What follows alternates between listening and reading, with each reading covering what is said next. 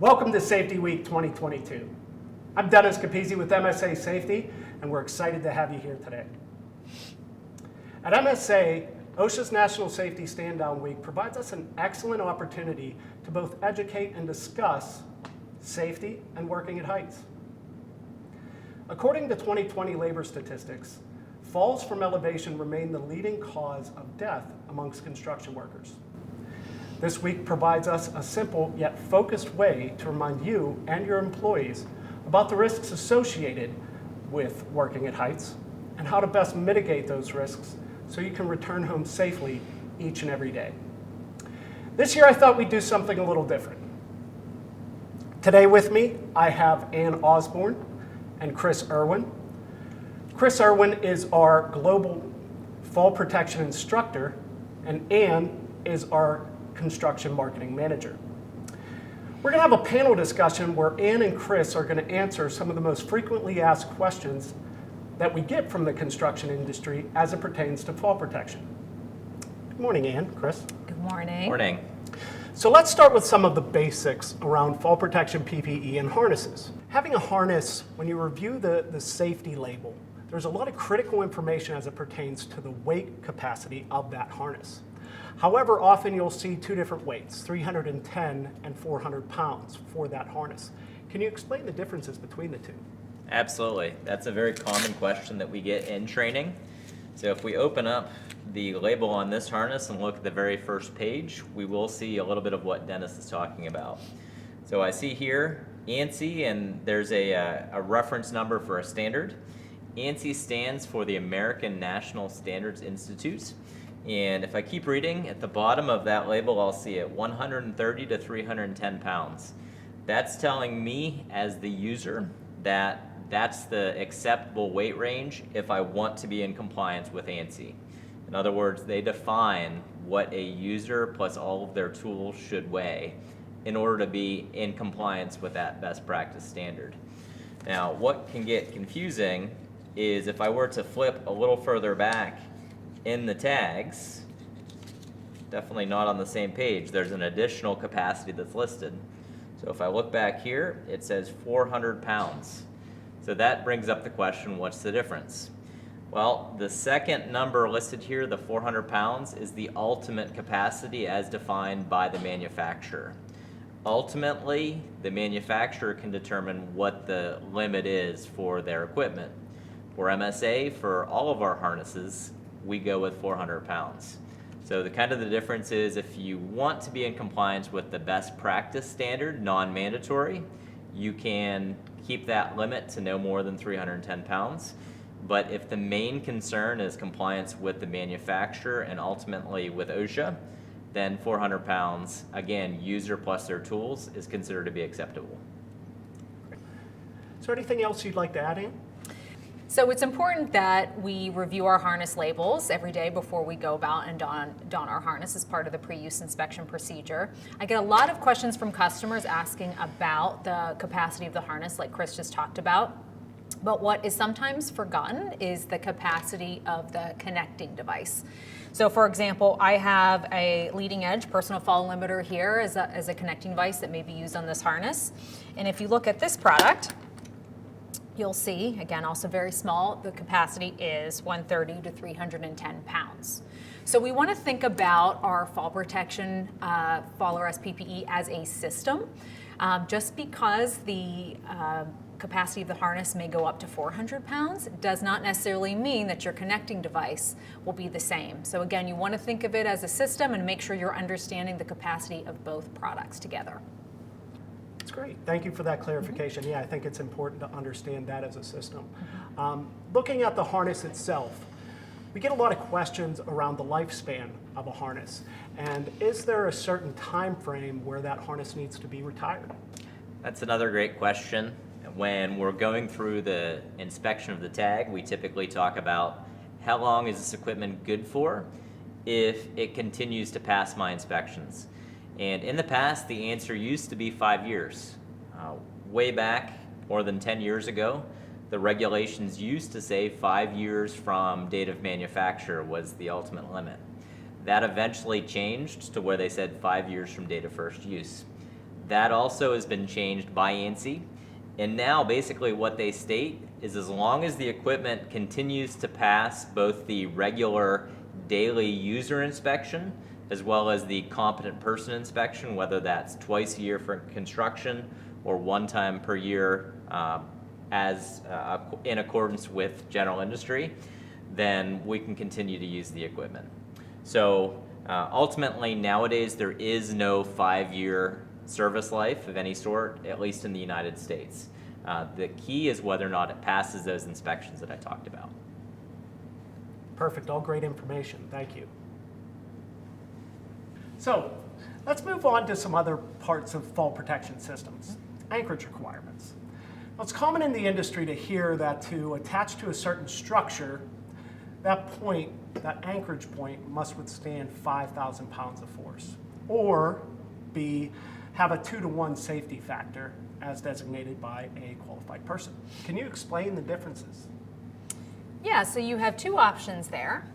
Often when asked about a 5,000 pound anchor point, people try to envision a truck or large truck hanging from their desired anchor point. And if that point can truly hold that truck, then we know we have a few thousand pounds of safety margin to work with.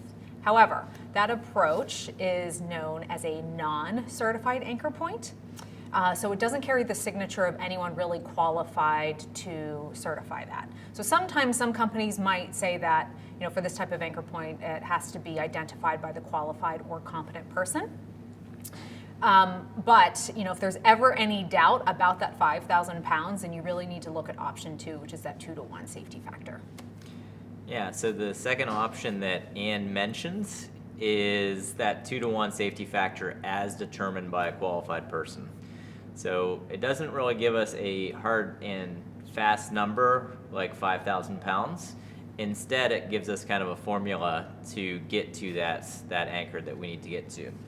So when we talk about safety factor of 2, that just means that anchor needs to be able to support at least 2 times the force that we could put into it.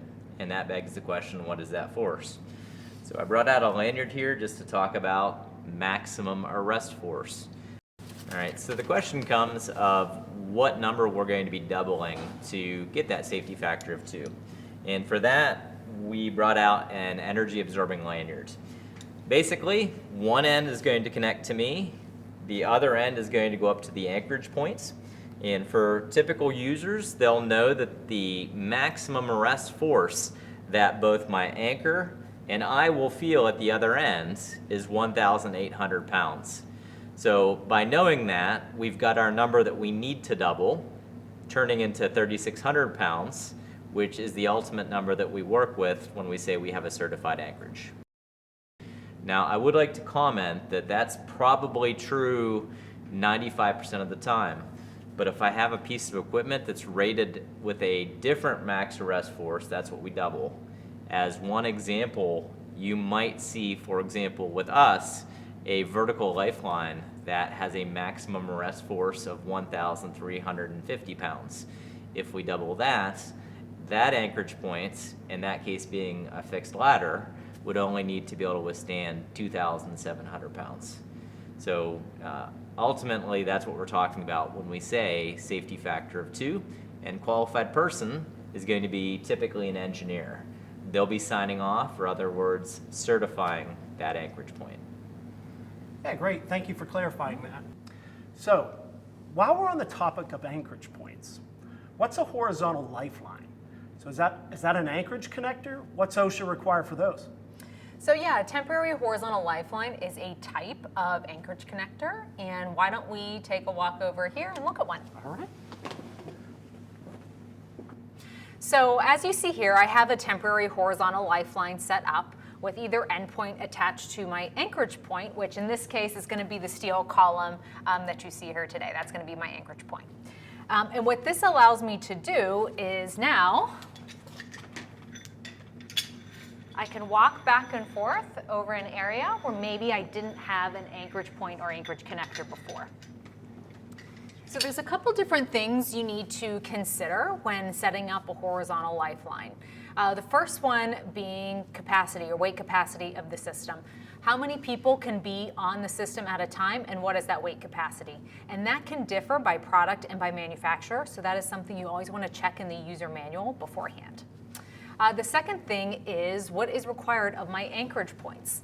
So typically end anchorages for temporary horizontal lifelines need to be able to withstand a force of 5,000 pounds, but again, that's something that you want to check in the user manual prior to setting this up. And then a third point, a good area of discussion is around clearance. So especially when I have a line set up like this where it's not necessarily overhead, what are the various types of connecting devices I can use with this system? And then what is the clearance associated with each of those devices? So Chris, what did I miss?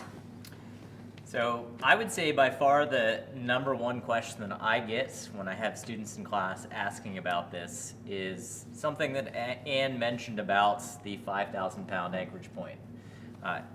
Each one of the end points, both this column and the far one that we can't see in the shot, each must be rated to 5,000 pounds, and that needs to be done by a qualified person. So we talk about that being typically an engineer that's able to certify, have in writing, the strength of each one of those end anchorage points. The rest of the system itself is already engineered and already certified. So once those endpoints are taken care of, anybody that can read the instruction manual and set the line up is okay to go ahead and go forward with doing the install. I think that's probably the most significant question or concern that I typically get. I tell people the engineer doesn't need to be present once those end anchorage points have been certified. And I think that's probably the main thing I've got. All right, thanks, Chris. Sure. So one topic we haven't covered here today was around self-retracting lifelines. A revision to the standard Z359.14 was released in 2021. This revision outlines performance and design criteria for self-retracting devices. Now, that revision doesn't go in place until early 2023, but it's going to require manufacturers like MSA to make design changes to our labels. One of those design changes are around Class A and Class B. Now, Class A and Class B are going away with this revision. So let's start by explaining exactly what Class A and Class B are. So under the current standard, we talk about the two classes of self-retracting lifeline or even personal fall limiter. Those are two versions of kind of the same thing. It just has to do with the size of the equipment. But when we talk about Class A or Class B, we're really talking about in a fall, how far will that device let me go? And when I explain that, what I say is it's a combination of how far does that worker go before the device locks off? And then if I could pull hard enough, I could extract a little more line, which would be when the brake is operating. So a Class A device basically will completely stop that fall in no more than 2 feet. Again, that would be between lock off and brake, which again, I can't completely demonstrate, but that would be when a little more line comes out. I would go no more than 2 feet total. And with a Class B device, all that means is lock off and deceleration combined will not be more than 4.5 feet in total. Thank you, Chris. I can imagine those numbers are used in calculating fall clearances. How would that be addressed in the future? Yeah, so moving forward, fall clearance charts will be required in the user manual for SRLs, and in some cases, even on the product itself. So here are some examples of what clearance charts could look like in the user manual. These charts have done the homework for you when it comes to calculating clearance for SRLs. So you don't have to try and use those Class A, Class B numbers to come up with the number yourself. You always want to reference the chart in the user manual. So Ann, with Class A and Class B going away, will there be new classifications in the future? Yes, Class 1 and Class 2, and these classes help differentiate use cases for SRLs. So Class 1 SRLs are designed for overhead tie-off points above the D-ring, and Class 2 units are designed for lower level tie-off points and leading edge. And these classes can be easily identified by looking at the product labels, and they'll look just like you see here. So thank you, Ann. Thank you, Chris.